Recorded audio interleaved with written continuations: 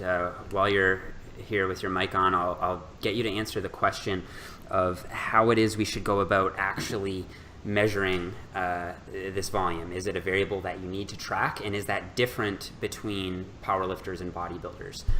So I'll let Greg start, and then maybe I'll go on to Eric if his opinion on it differs.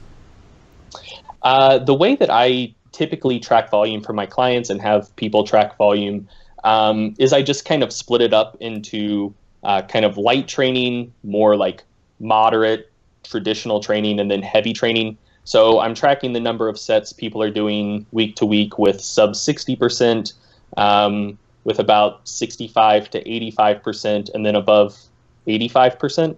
And then just essentially see, are people recovering well? Are they progressing? And, you know, if I throw a lot more, like let's say the high intensity work goes up a little bit and they're suddenly, you know, regressing or just not recovering well at all, then that's probably something that's just beating the shit out of them, and probably not something that their program should really be focused quite as much on right now. And I know that if I add more high intensity stuff, I probably need to take away a disproportionate amount of sets in one of those other intensity zones.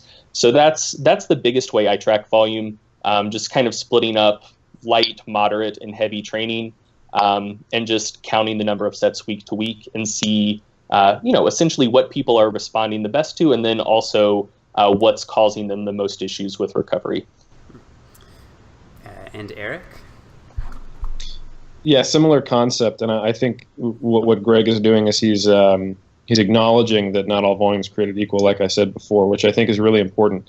And you know, to go back to what Mike said about how, you know, it should probably be getting harder before the deload.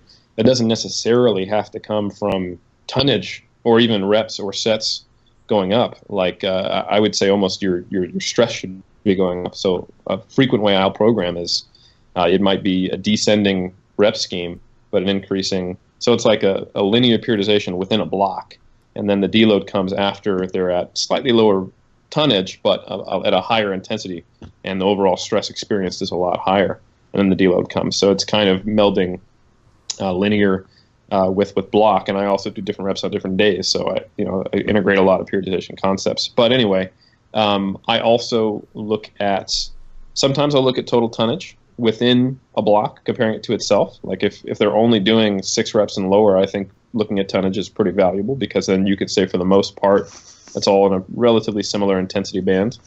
When I've got a bodybuilder doing a lot of reps in like the 6+ range, I'll just look at reps sometimes. I think that's an easier way to do it versus tonnage, especially when there's more exercises you're playing with, and I kind of look at reps per body part. But yeah, I think so long as your method somehow acknowledges the fact that volume at different intensities is different stresses and differently effective, then I think you're fine, because there's not a golden rule. There's not a way to do this. I don't think we have or will ever have research that says, no, this is the way to differentiate between the volume that is most effective or most isn't.